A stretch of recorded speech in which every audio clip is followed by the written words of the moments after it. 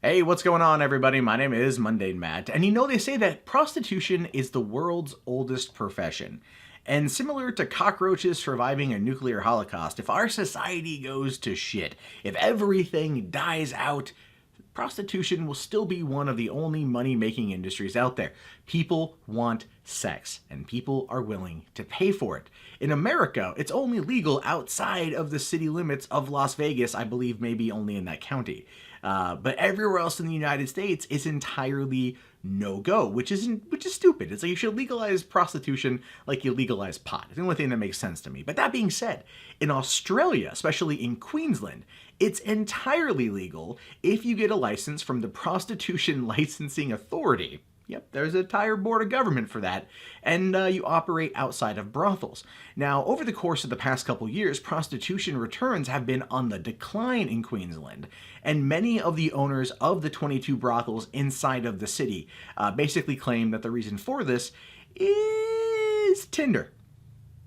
Yeah, you heard that right. Tinder, a free dating app that people can use to get together to have fun on a Friday or Saturday night. It's probably when it's the most active. I would also probably argue that 2 a.m. any given night is probably when it's the most active too. But that being said, these prostitution owners, or these brothel owners, they really do feel that that Tinder is cutting into their business, because usually Friday, Saturday nights are when they are, they're popping, and they have just had a decline.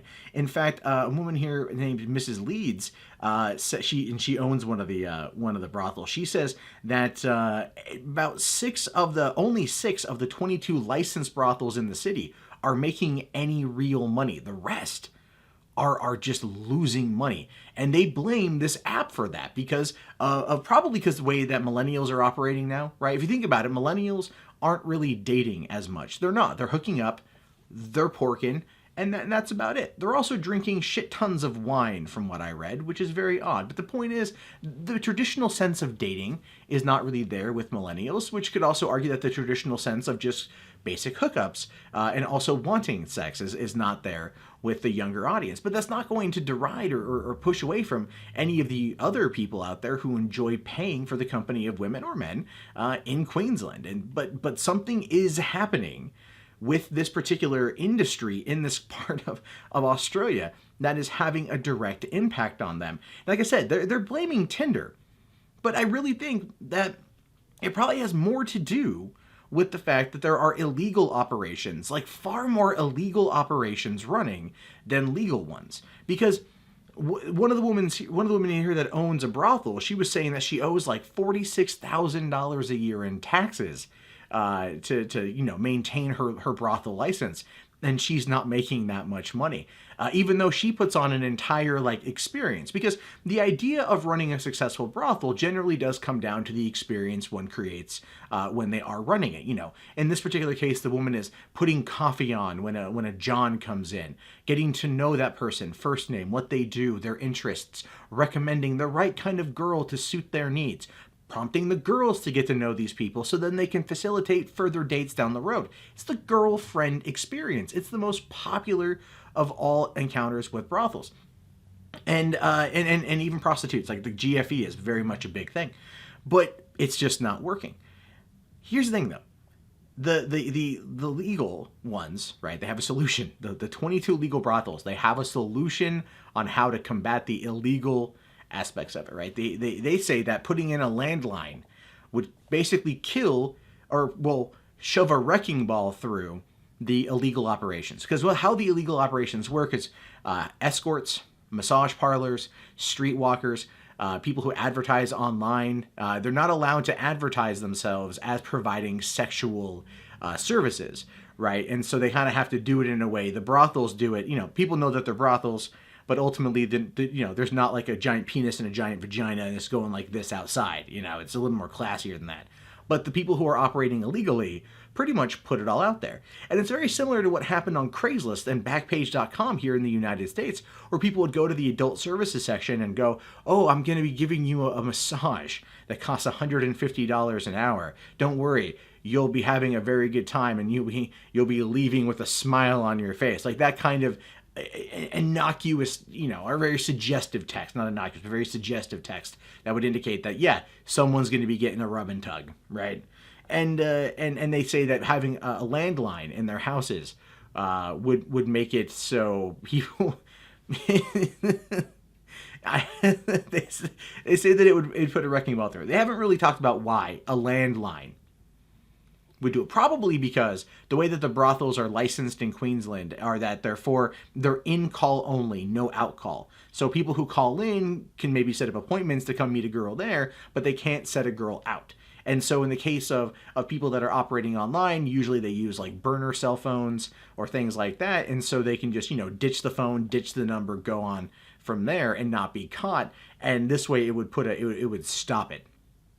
If people are advertising in illegal places, they're advertising illegally online, or they're doing other things that are illegal, a forcing of them to have a landline isn't going to stop them from doing it. It makes very little sense to me. It works for them, I guess. Those brothel owners, I kind of get what they're saying, but what they're essentially trying to do here is they're basically trying to say that those landlines would like only really benefit them because they have businesses that they run out of, so they have the landline and they're not using cell phones. It's kind of a dumb tactic in my mind. This overall story is very interesting, just mostly because of that brothels are losing money in Australia. That makes no sense to me.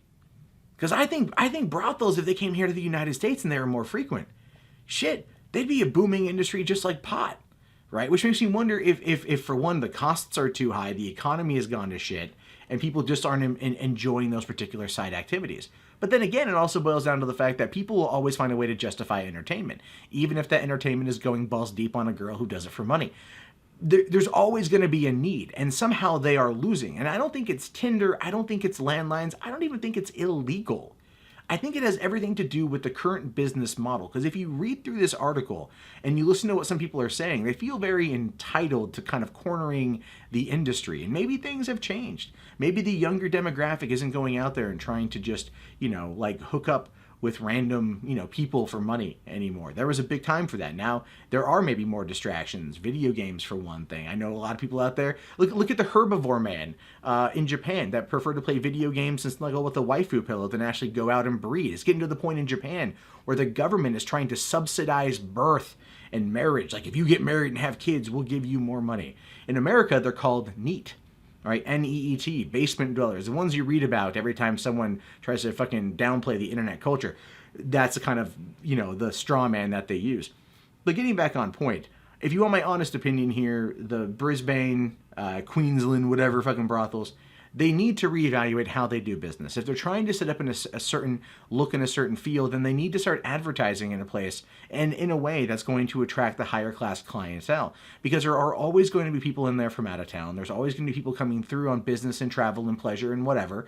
And the key is to find a way to reach out to them. I mean, Christ, every time I used to go to E3 in LA, there'd be strippers out there from the multitude of clubs in Los Angeles, like Spearmint Rhino, handing out free topless dance coupons. It got me to go. And I didn't just get one lap dance. So establishing, kind of giving people a hook or a gimmick to get them in the door and then providing that experience might be what saves them from going out of business, because that number of operating brothels is diminishing in the city. Then again, it could also be the other side of that, where some of the top ones that are making money are manipulating the system in order to make sure that they remain the ones who are profitable. But then again, like I said, prostitution is the world's oldest profession, and so everyone should be able to make it work for them. There's clearly something wrong on the business side of this that needs to be addressed. But I've kind of rambled on about this subject for a while now. I do want to know your thoughts about it, though. Go ahead and write them down in the comments. My name, of course, is Mundane Matt. If you guys like the video, toss it a thumbs up. If you're new here, go ahead, slap on that subscribe. I post new content practically every single day. If you're bored, check out the videos on the right side of the screen. We've got my vlog channel and my movie news channel. And if you want to support the channel, links below in the video description. Patreon, Amazon, PayPal really would help me the hell out. As always, you could always just turn off that pesky ad block and call it a day. But I'll talk to you guys later. Have yourself a great one. Peace out.